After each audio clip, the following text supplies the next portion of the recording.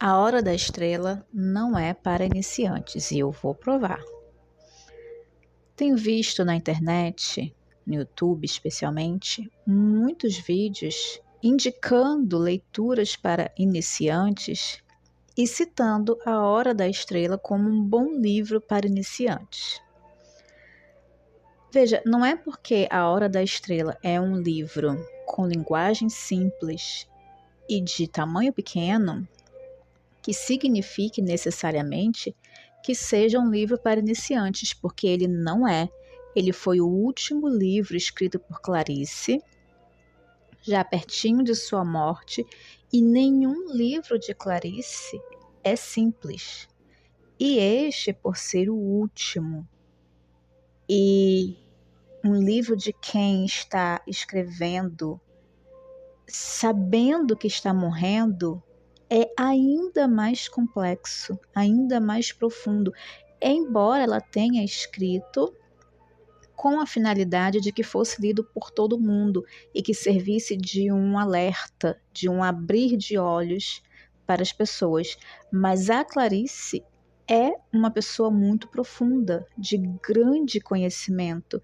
Nada nela é básico. Então, a escrita dela não é feita para iniciantes. A pessoa precisa ter alguma bagagem, na verdade, uma boa bagagem, para realmente ter a compreensão que ela gostaria que o seu texto tivesse. Eu vou começar lendo a parte da dedicatória do autor, que está escrito logo abaixo, né? Na verdade, Clarice Lispector. Então, a dedicatória do autor é a dedicatória dela mesma. Ela fala como se fosse um homem, porque o narrador da história é um homem, mas ela está dizendo aqui na dedicatória que o homem é ela. E ela inicia assim: hoje dedico esta coisa aí ao antigo Schumann e a sua doce Clara, que são hoje ossos. Ai de nós! São hoje ossos quer dizer que eles são pessoas mortas. Então ela já começa falando de morte. Dedico-me à cor rubra e escarlate como o meu sangue de homem em plena idade e, portanto, dedico-me a meu sangue. Ela aqui, em uma frase, fala rubra, escarlate e 2 vezes a palavra sangue. A Clarice era judia e tinha um bom conhecimento de Bíblia e de cristianismo e também de outras religiões. E na Bíblia, especialmente no Antigo Testamento, que é livro judaico, né? O sangue significa vida. Está escrito lá que o sangue, que Deus diz que o sangue não deve ser ingerido pelos seres humanos porque a vida está no sangue. Então, no Antigo Testamento, na cultura judaica, sangue e vida são uma mesma coisa, ou o sangue é a simbologia mais real da vida. Então, ela começa falando de ossos, que é morte, logo depois fala de vida, sangue. Continuando, dedico-me sobretudo, preste atenção na palavra sobretudo, porque ela quer dizer que é ainda mais importante. Dedico-me sobretudo aos gnomos, anões, sílfides e ninfas que me habitam a vida. Novamente ela fala de vida.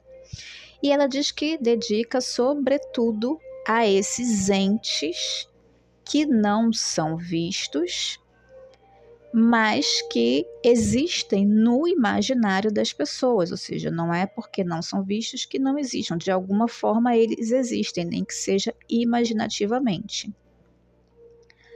Dedico-me à saudade de minha antiga pobreza, quando tudo era mais sóbrio e digno e eu nunca havia comido lagosta.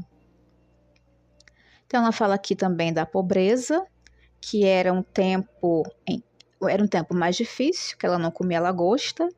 No entanto, era mais sóbrio e digno. Dedico-me à tempestade de Beethoven. a vibração das cores neutras de Bach. A Chopin, que me amolece os ossos. Mais uma vez, ela fala de osso, que remete à morte. Preste atenção na palavra tempestade. E ela aqui está citando músicos. A Stravinsky, que me espantou e com quem voei em fogo. A palavra fogo também é muito importante por causa da cor vermelha que ela já estava citando, né? E também porque fogo, o corpo quando está vivo, ele é quente. O corpo morto é frio. Então aqui fala do vermelho, fala do calor, daquilo que está vivo. E Stravinsky a fez voar em fogo, ou seja, se sentir cada vez mais viva. E todas essas pessoas são músicos, são pessoas que lidam com algo que nós ouvimos, mas não vemos, né? A música, o som, é algo que existe, inegavelmente, mas nós não enxergamos. E, no entanto, apesar de não ser visto, é algo que abala nossa estrutura. É algo que mexe conosco de forma inexplicável. A morte e transfiguração em que Richard Strauss me revela um destino é uma pergunta, né? Ela dedica, mais uma vez, aqui ela fala de morte. Só que não é só morte, é morte e transfiguração. E ela pergunta, nessa morte e transfiguração, Richard Strauss talvez me revele um destino? Ou seja, o destino seria morrer e ser transfigurado? Presta atenção, há muitas pessoas que leem A Hora da Estrela como um filme trágico. Macabea morreu e ponto, tudo acabou ali e a vida dela foi uma grande tragédia. Na verdade, a gente já vê aqui no início desse livro, na dedicatória, que a autora ela está falando de mais do que morte, ela está falando de coisas que vão além do que se vê. Continuando, sobretudo, mais uma vez ela usa a palavra sobretudo, dedico-me às vésperas de hoje e a hoje. Vê aqui que ela fala de passado e presente. Ao transparente véu de Debussy, véu, para quem é judeu ou para quem entende de cultura e religião judaica e também de cristianismo, sabe que véu tem também sua simbologia. Havia um véu no templo, Moisés usou um véu sobre o rosto, as mulheres usavam véu, então até hoje na cultura judaica as mulheres usam véu, então tem também mais uma vez simbologia nessa palavra. A Marlos Nobre, a Prokofiev, a Karl Orff, a Schoenberg, aos dodecafônicos, aos gritos rascantes dos eletrônicos. Dodecafônicos são 12 tons, eu não entendo de música, tá? Então eu não sei exatamente se são 12 tons ou o que quer que seja, mas dode faz referência a 12. E o número 12 é muito importante, mais uma vez, no judaísmo e no cristianismo. Muito altamente simbólico. Não à toa o número de discípulos de Jesus era 12. Gritos, essa palavra é muito importante, inclusive um dos títulos do livro, na verdade é mais de um título do livro, né? Tem a palavra grito, se eu não me engano mais de um, mas pelo menos um tem a palavra grito, e essa é uma palavra repetida. Então, a gente tem que também prestar atenção nela. A todos esses que em mim atingiram zonas assustadoramente inesperadas. Ou seja, essas pessoas que lidam com música, que é algo que não se vê, atingem zonas inesperadas, de forma assustadora. todos esses profetas do presente e que a mim me vaticinaram a mim mesmo, a ponto de eu, neste instante, explodir em eu. Ela fala a palavra profeta, mais uma vez ela fala de presente, né? Ela fala vésperas de hoje, hoje presente, então ela fala de passado e de presente, e ela fala de profeta. E profeta é uma pessoa que vive no presente, mas fala sobre o futuro. Então, aqui tem os 3 tempos: passado, presente e futuro. Profeta, mais uma vez, fala de religião. Vaticinaram a mim mesmo, ou seja, são as pessoas que profetizaram sobre ela. Então ela está dizendo que quando ela ouvia essas pessoas, eles atingiam lugares nela e profetizavam sobre ela, fazia que ela vivesse coisas que, ou tivesse acesso de alguma forma a coisas que remeteriam ao seu futuro. E ela continua: esse eu que é vós, pois não ser apenas mim, preciso dos outros para me manter de pé. Tão tonto que sou, eu enviesado. Enfim, que é que se há de fazer se não meditar para cair naquele vazio pleno que só se atinge com a meditação? Aqui ela fala mim, meu, eu mesmo, sou, mas ao mesmo tempo ela usa vós. Esse eu que é vós, ou seja, eu e você. Eu sou você e você é eu. O que ela quer dizer aqui é que o ser humano, o indivíduo humano não existe sozinho, que cada um desses artistas formaram um eu dela, que ela não seria a mesma pessoa que é se esses artistas não tivessem existido.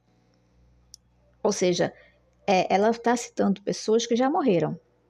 No entanto, cada uma dessas pessoas está viva nela, porque cada uma dessas pessoas, por meio de seu trabalho, de suas obras, ajudou a formar o eu dela.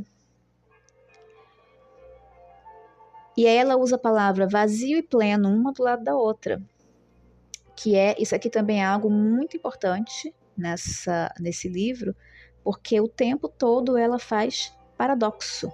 O tempo todo ela usa palavras que são contraditórias, que remetem a ideias contraditórias e, no entanto, estão juntas, naquele vazio pleno.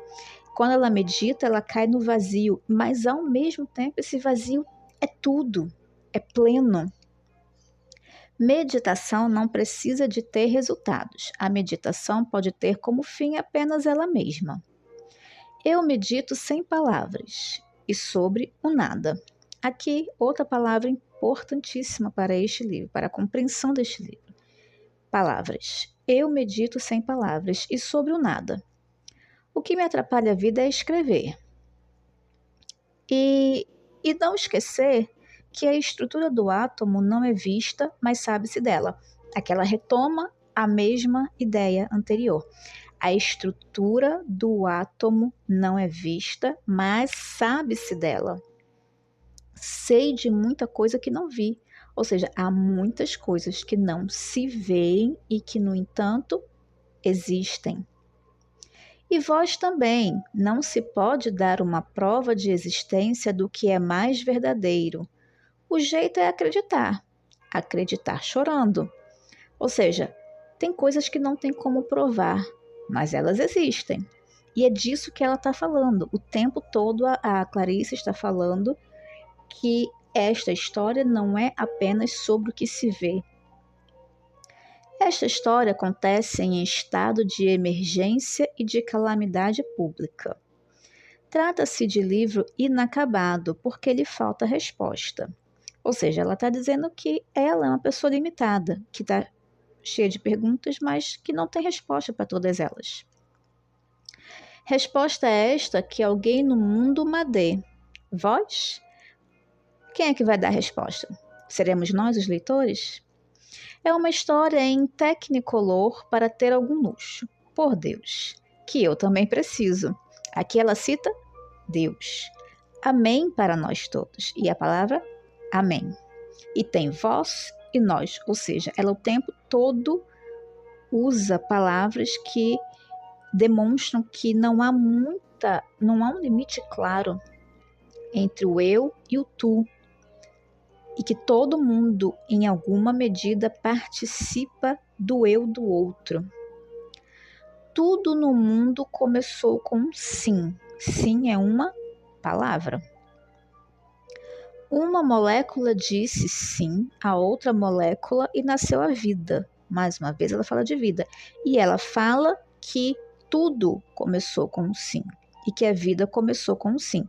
Porque lá no primeiro livro da Bíblia, primeiro livro também do povo judeu, né, do Antigo Testamento, porque eu falo isso? Porque a nossa Bíblia tem mais livros, né? Tem um Novo Testamento e a Bíblia dos judeus, que Bíblia significa um conjunto de livros, então por isso eu estou citando a palavra Bíblia. O nosso cânone religioso é composto pelos livros que o povo judeu usa até hoje, né, o Antigo Testamento, e o Novo Testamento, que também foi escrito por judeus. No entanto, nós reconhecemos o Novo Testamento como livros inspirados por Deus, e o povo judeu não, pelo menos a maioria do povo judeu, não reconhece.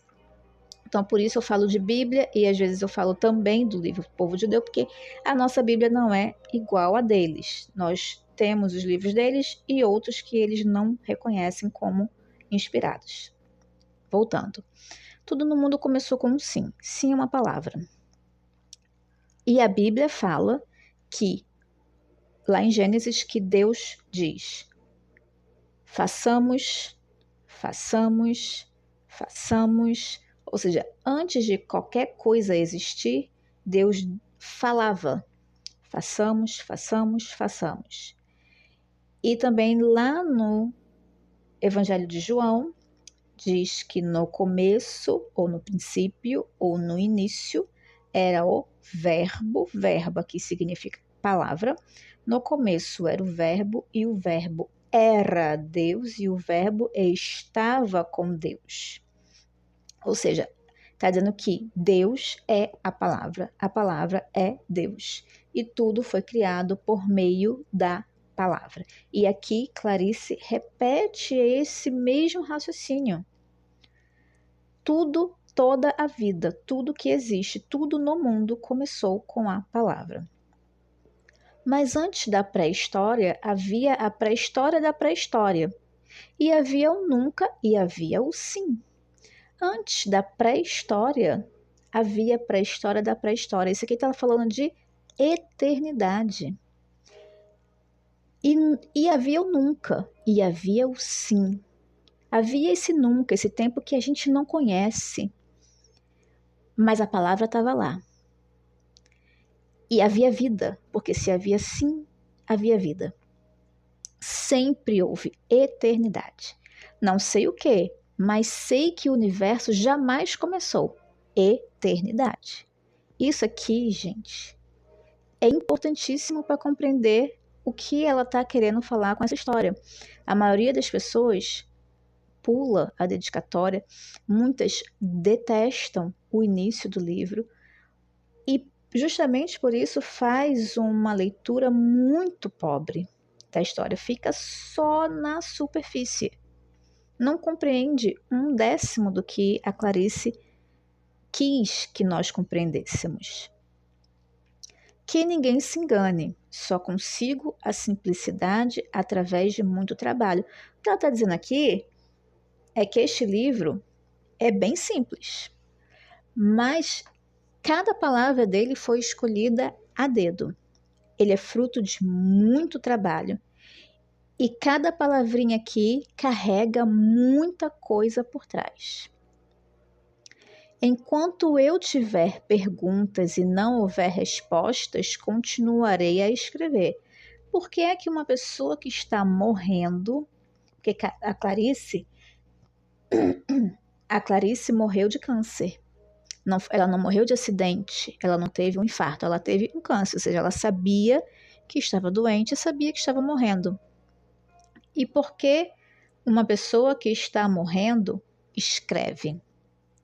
A pessoa que está morrendo escreve porque ela busca respostas. Ela está dizendo aqui: enquanto tiver perguntas e não houver respostas, continuarei a escrever.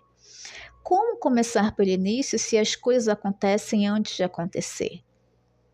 É, de novo, a tal da eternidade, né? Aquele símbolo do infinito.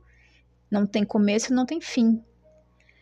Se antes da pré-história já havia os monstros apocalípticos, aqui novamente há Apocalipse. E o Apocalipse faz parte da Bíblia cristã, não da Bíblia judaica. Então, muita gente pode ver isso aqui e dizer: você não pode falar da Hora da Estrela ou de Clarice citando o cristianismo porque ela não era cristã, mas ela mesma citava. Então, se ela citava, nós temos que trabalhar com isso. Ela cita Apocalipse, ela cita Jesus no livro várias vezes, então nós temos que trabalhar com o que ela está colocando no livro, independentemente dela ter sido uma mulher judia ou não. Então, onde é que está o início, afinal de contas? Porque o infinito não tem começo nem tem fim, por onde eu começo? Se essa história não existe, passará a existir. Pensar, aqui de novo ela usa o paradoxo, né? Não existe e passará a existir. Pensar é um ato, sentir é um fato. Ato é aquilo que depende da vontade. Você faz uma coisa querendo fazer, isso é um ato. Fato já é algo natural. Por exemplo, nascer é um fato, ninguém nasce porque quer. Morrer, geralmente, também é um fato. Chover é um fato. Uma tempestade é um fato. Amanhecer é um fato. Não depende de vontade, de ato da vontade. É um fato. E ela está dizendo que pensar é um ato, ou seja, você só pensa se você quiser. Você só produz algo com o seu pensamento, como todos esses artistas que ela citou, que fizeram, que compuseram essas músicas que a tocaram tanto, eles fizeram porque quiseram, eles pensaram nisso. E isso é um ato, é algo deliberado. Já o sentir, não. Aquilo que ela sente quando ouve uma música dessa, não é um ato, ela não escolhe sentir isso. Isso é um fato. Os dois juntos sou eu que escrevo o que estou escrevendo, ou seja, ela é composta de ato e de fato. O ato é a escolha dela de sentar para escrever, mas ao mesmo tempo ela escreve sobre aquilo que sente, é o fato. Deus é o mundo. Mais uma vez ela cita a palavra Deus e a palavra mundo, e está usando os dois como se fossem sinônimos. Ou seja, se Deus é o mundo e nós vivemos no mundo, então nós vivemos em Deus. A verdade é sempre um contato interior inexplicável. Ela está dizendo que a verdade é algo que está escondido, que não se vê com os olhos. E, ao mesmo tempo, é inexplicável. Não se tem resposta para a verdade. Ou, pelo menos, não tem todas as respostas. A minha vida, a mais verdadeira, é irreconhecível, extremamente interior e não tem uma só palavra que a signifique. Ela fala de vida de novo e diz que a vida, ou seja, tudo isso que nós vemos com os nossos olhos, tudo que é externo, não é de fato a vida verdadeira dela, porque a vida dela é o que está dentro. E ela nunca conseguiu colocar em palavras, em livros, a vida real dela, ou total, porque a palavra é limitada. A palavra não consegue dizer tudo. A palavra não consegue traduzir tudo que há dentro de um ser humano.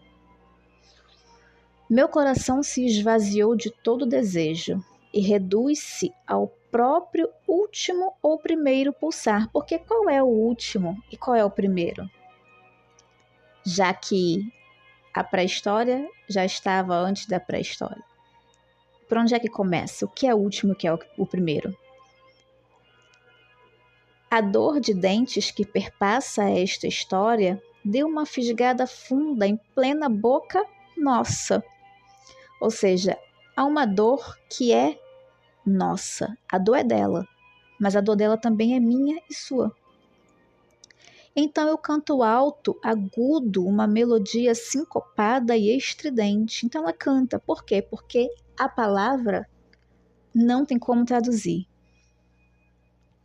A palavra é um ato, mas o canto, ele toca onde a palavra não toca. Então ele acaba sendo um transporte que leva aquilo que produz fatos.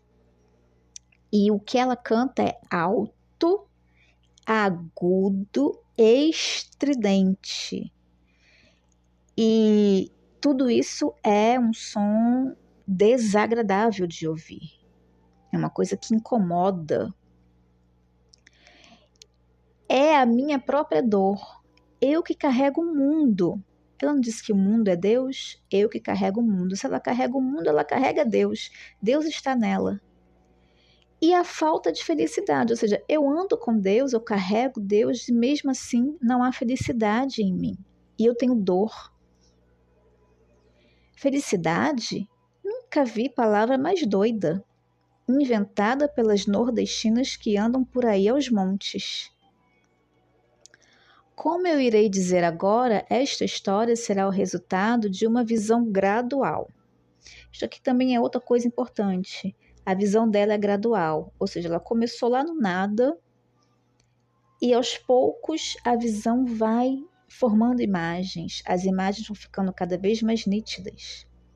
Há 2 anos e meio venho aos poucos descobrindo os porquês. Ela estava lá no começo dizendo que não há respostas. Aqui ela já está começando a dizer que nos últimos 2 anos e meio ela começou a descobrir algumas respostas.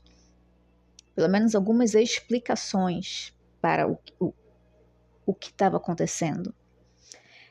É visão da iminência de quê? O que é iminência? Algo que está prestes a acontecer, urgente. Mas o que é que vai acontecer? Quem sabe se mais tarde saberei. Ou seja, ela ainda não sabe, mas ela tem esperança de que saberá.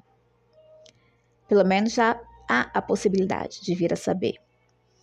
Como é que estou escrevendo na hora mesma em que sou lido? Mais uma vez, o paradoxo. Ela escreve ou é lida? As duas coisas ao mesmo tempo. Enquanto ela escreve, ela se lê.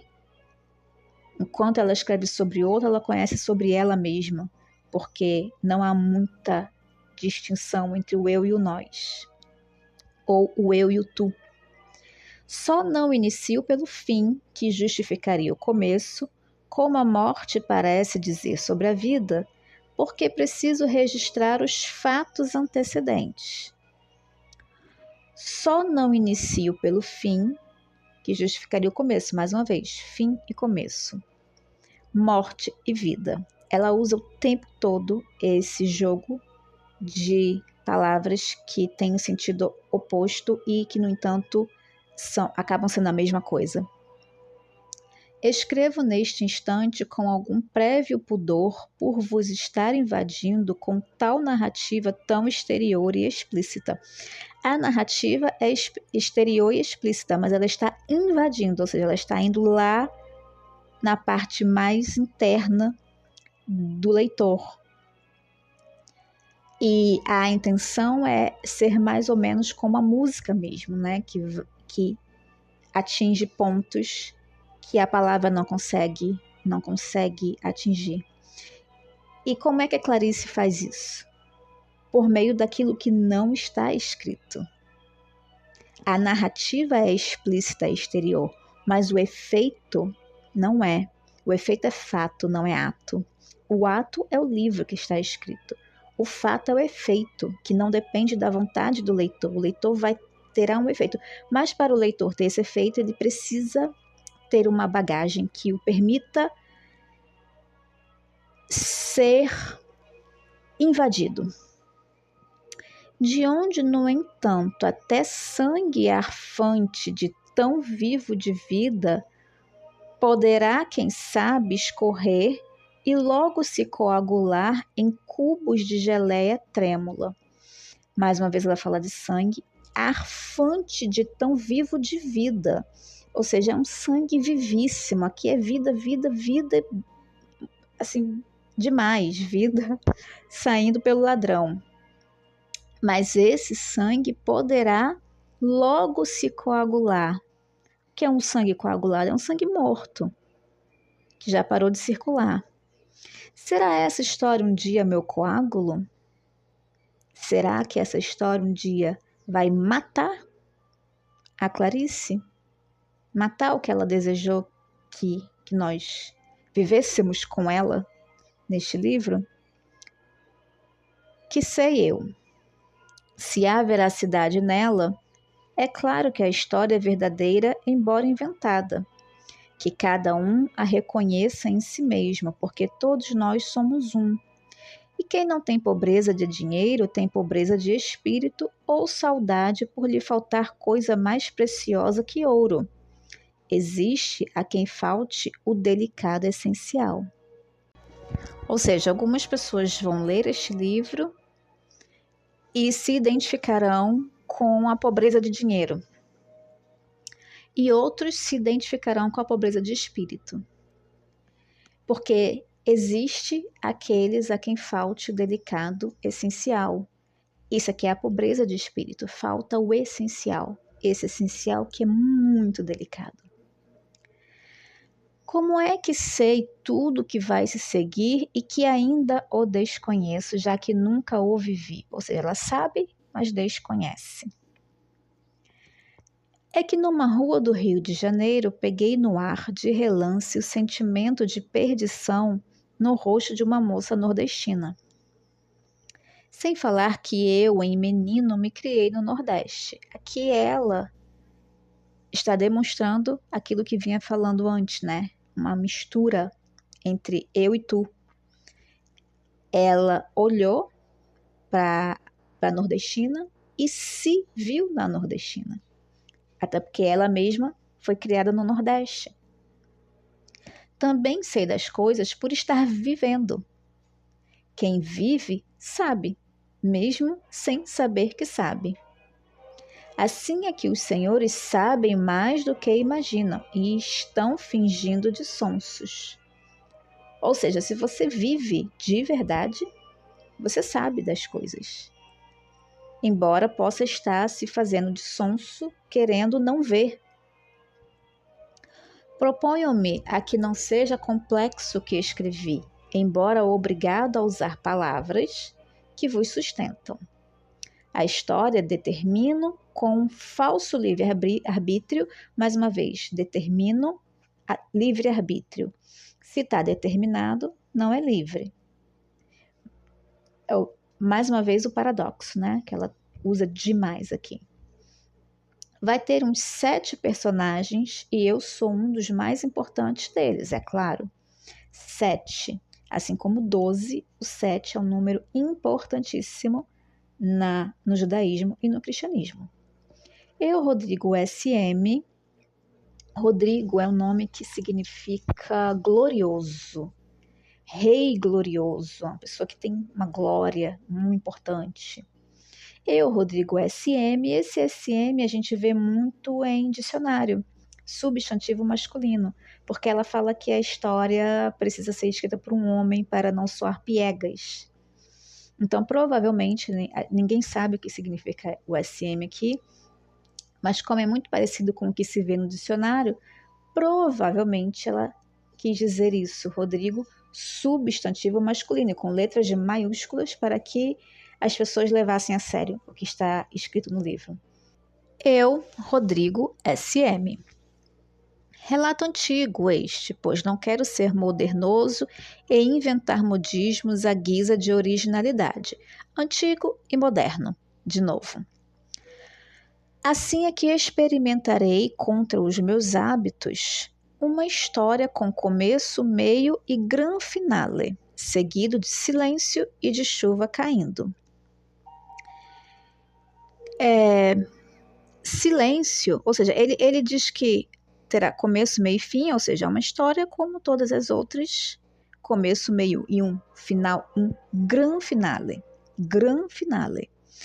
Não é um final qualquer, é um final glorioso. E é uma história antiga, uma história que a maioria lê. Uma história com começo, meio e fim. Seguido de silêncio e chuva, ou seja, silêncio é aquilo que está para além da palavra. Silêncio é o mistério. E chuva. Chuva significa renovação, significa recomeço. A chuva vem, limpa tudo e o sol volta a raiar e as coisas voltam a nascer e assim vai. E também, mais uma vez, chuva. Na Bíblia, nós temos o dilúvio. Veio o dilúvio e depois tudo renasceu. História exterior e explícita. Sim, mas que contém segredos. A começar por um dos títulos. É exterior, é explícito, ou seja, todo mundo está vendo, mas tem segredo. Segredo é aquilo que está no íntimo, está escondido. Ou seja, ninguém pode ler este livro apenas vendo relação patrão-empregado, machismo, situação do nordestino, exclusão social. Ninguém pode ver só isso. Isso está aqui, exterior e explícita. Mas há segredos, há coisas que estão além. Aqui tem silêncio, aqui tem segredo, aqui tem intimidade, aqui tem coisas que precisam ser descobertas, que os olhos não veem, que só alguns conseguem acessar. Ela está deixando muito, muito claro aqui na dedicatória sobre o que esse livro fala, sobre como ela quer que as pessoas leiam o livro. Quanto ao futuro, que é precedido por um ponto final, quanto ao futuro, né? É um dos títulos. Quanto ao futuro, que é precedido por um ponto final e seguido de outro ponto final. Ora, se é futuro, como é que é ponto final? Se ainda tem algo para vir, como é que tem ponto final? De novo, paradoxo. Futuro e ponto final. Não se trata de capricho meu. No fim, talvez se entenda a necessidade do delimitado. Isso aqui eu acho muito legal. No fim, talvez se entenda a necessidade do delimitado. Ou seja, a Clarice estava no fim da vida. E nós costumamos ter muito problema com as delimitações, né? Com o que muita gente considera falta de liberdade. E, no entanto, a liberdade é justamente ter delimitação, porque senão tudo se perde. E geralmente nós só compreendemos isso no fim da vida, quando já estamos mais velhos e vemos, se alguém tivesse me avisado, eu não teria feito, se alguém tivesse me ensinado, eu não teria caído naquela burrada, se alguém tivesse colocado um freio em mim, eu não teria estragado minha vida, não teria feito opções tão ruins, porque os limites estão aqui muito mais para proteger do que para fazer o mal. Então, talvez no fim se entenda a necessidade do delimitado. Mal e mal vislumbro o final, que, se minha pobreza permitir, quero que seja grandioso. De novo ela fala, né? Ela fala do gran final, ela fala de novo do final grandioso. Ela quer que o final seja grandioso. E mais uma vez ela faz o joguinho das palavras, pobreza e grandioso. Se em vez de ponto fosse seguido por reticências, o título ficaria aberto a possíveis imaginações vossas, porventura até malsãs e sem piedade. Ou seja, ela não deixou em aberto. Ela quer que a interpretação seja aquilo que ela pretendeu que fosse. Ela não quer que nós interpretemos mal, como infelizmente acontece na maioria das vezes com relação a este livro. Ela não quer que nós interpretemos mal esta história. Ela amarrou tudinho para não correr tanto esse risco. Porque nós teríamos a tendência, ela já tinha percebido que nós teríamos a tendência de fazer interpretações impiedosas, ruins. Bem, é verdade que também eu não tenho piedade do meu personagem principal, a nordestina. É um relato que desejo frio, mas tenho o direito de ser dolorosamente frio e não voz. Ou seja, ela vai fazer um relato explícito, frio, mas ela não quer que o leitor interprete dessa forma. E é que ela usa a palavra frio, ela já tinha usado fogo, né? Tinha usado palavras sangue, coisas que remetem a calor, e agora está usando frio. Por tudo isto é que não vos dou a vez. O leitor, a interpretação não é conforme a sua imaginação. Eu não estou lhe dando essa oportunidade. Não se trata apenas de narrativa, é antes de tudo vida primária que respira, respira, respira. É vida, este livro é vida que respira, respira, respira. Longe, muito longe do que muitos falam sobre esta obra, que é uma obra de desesperança, que ela estava jogando a toalha e que ela tinha concluído que o mundo era uma porcaria. Não, não, não, não, não, não. Definitivamente não. É vida, vida, vida que respira, respira, respira. Material poroso. Um dia viverei aqui a vida de uma molécula com seu estrondo possível de átomos. O que é mais do que invenção, é minha obrigação contar sobre essa moça de milhares delas, entre milhares delas. Ela falou em algum momento, né, que este livro é uma urgência, é uma necessidade, ou seja, é minha obrigação. E este livro da Clarice é diferente de todos os outros, né? Aqui ela, como sabia que seus dias estavam contados, ela, antes de morrer, quis deixar este relato, este registro, como um aviso, como um alerta. É minha obrigação contar sobre esta moça entre milhares delas. Ou seja, o Brasil está cheio deste tipo de moça. E meu dever, e dever meu, nem que seja de pouca arte, o de revelar-lhe a vida. É dever dela escrever sobre esta moça e principalmente de revelar a vida. Porque há o direito ao grito. De novo a palavra grito, né? Então eu grito. Grito puro e sem pedir esmola. Sei que há moças que vendem o corpo, única posse real, em troca de um bom jantar em vez de um sanduíche de mortadela. Mas a pessoa de quem falarei mal tem corpo para vender. Ninguém a quer. Ela é virgem e inócua. Não faz falta a ninguém. Aliás, descubro eu agora, eu também não faço a menor falta. E até o que escrevo, um outro escreveria. Um outro escritor, sim, mas teria que ser homem, porque escritora mulher pode lacrimejar piegas. Daí a necessidade de ter colocado o narrador como o Rodrigo SM, né? Substantivo masculino. Presta atenção, ó, quem escreveu foi um homem, não foi uma mulher. Então leiam, deem atenção, deem importância.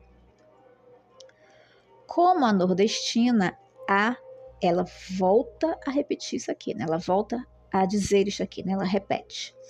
como a nordestina, há milhares de moças espalhadas por cortiços, vagas de cama no quarto, atrás de balcões, trabalhando até a estafa. Não notam sequer que são facilmente substituíveis e que tanto existiram como não existiriam. Existiram como não existiriam. Existiram está no passado. Como não existiriam, ou seja, ela não disse que essas moças existem nem que existirão. Ela disse que essas moças existiram no passado, mas também não existiriam. Não haveria sequer a possibilidade da existência delas, porque existiram. Acabou. O que existiu não existe mais. Acabou. Poucas se queixam e, ao que eu saiba, nenhuma reclama por não saber a quem. Esse quem será que existe? Existe alguém a quem elas possam reclamar? Estou esquentando o corpo para iniciar, esfregando as mãos uma na outra para ter coragem. Que ela fala de coragem, fala de calor. Esfregando o corpo, esfregando as mãos para criar calor. E calor é vida. Agora me lembrei de que houve um tempo em que, para me esquentar o espírito, fala de corpo, agora de espírito. Para esquentar o espírito, eu rezava. Ou seja, para esquentar o corpo, você passa a mão no corpo. Mas para esquentar o espírito, você fala. Você usa a palavra. Eu rezava. O movimento é espírito. O que é movimento? O movimento é vida. Tudo que está vivo está se movimentando de alguma forma. Uma árvore está paradinha no lugar, mas dentro dela há fluidos que estão o tempo todo se movimentando. A casca está sendo renovada, flor está nascendo, flor está caindo. Há todo um movimento o tempo todo. Tudo que é vivo está em constante movimento. O movimento é espírito. Vida é espírito. Espírito é vida. A reza era um meio de mudamente e escondido de todos atingir-me a mim mesmo. Reza é palavra. Reza é conversa, é fala. Mas ao mesmo tempo é muda. E é escondida de todos, é interior. Atinge a si mesma. Reza, esquenta o espírito, ou seja, aqui ela está falando de tudo que é interno, espírito, a vida. Quando rezava, conseguia um oco de alma. E esse oco é o tudo que posso eu jamais ter. Se é oco, é vazio, mas ao mesmo tempo é tudo. Mais do que isso, nada. Oco, nada, vazio. E quando ela rezava, ela tinha um oco de alma. A alma ficava vazia. Mas o vazio tem o valor e a semelhança do pleno. De novo, ela usa as palavras com sentido opostos, né? Vazio e pleno. Mas o vazio é pleno. Ou seja, quando rezava, ela atingia a plenitude. Um meio de obter é não procurar. Um meio de ter é o de não pedir. E somente acreditar que o silêncio que eu creio em mim é resposta ao meu mistério. Mistério, silêncio, espírito, reza, intimidade. Ou seja, é sobre isso que ela está falando desde as primeiríssimas páginas do livro. A Hora da Estrela está longe de ser apenas um livro sobre uma mulher que sai do Nordeste e vive como um ser excluído socialmente no Rio de Janeiro. É muito mais do que isso. E embora muitas pessoas não gostem que se fale em Deus, que se coloque Deus na análise literária, mas a autora está fazendo isso. Ela está demais falando de mistério, de eternidade, de Deus, o tempo todo, daquilo que não se vê, o que é muito natural para uma pessoa que vem de um contexto religioso, uma cultura altamente religiosa, que é a cultura judaica, e que conheceu tanto de religião, conheceu tanto de tudo que diz respeito a espírito, né, a vida espiritual, ela buscava, ela lia, você vê pelas histórias dela que ela tinha interesse no assunto, ela talvez não tivesse uma religião como prática, não seguisse qualquer uma delas, eu não sei, mas a gente vê pela escrita que ela se interessava em conhecer, pelo menos, profundamente. E isso está totalmente entranhado no livro A Hora da Estrela. Não tem como falar de A Hora da Estrela sem falar de Deus, sem falar de eternidade, sem falar de espírito. Não tem como. E é por isso que muita gente se perde. Lê e acha que é um livro simples. Esse livro é muito simples, sobre uma mulher que vai para o Rio de Janeiro e, coitada, sofre, todo mundo pisa a pobre da coitada e tal. E não é só isso, gente. E não é só isso. Tá muito além disso. E principalmente não é uma história de desesperança. Não é uma história de desesperança. É uma história de vida. É uma história de morte que leva a vida. Bom, então é isso. Eu espero que eu tenha conseguido demonstrar que A Hora da Estrela é muito mais complexo do que a maioria das pessoas faz crer, né? A maioria das pessoas trata o livro como se fosse um livrinho bobo, simples, fininho, facinho para iniciante. Não é uma leitura, definitivamente não é uma leitura para iniciantes. É um livro altamente exigente. É um livro que requer uma bagagem bem grande de conhecimento. Obrigada por ter ficado até aqui. Fiquem com Deus.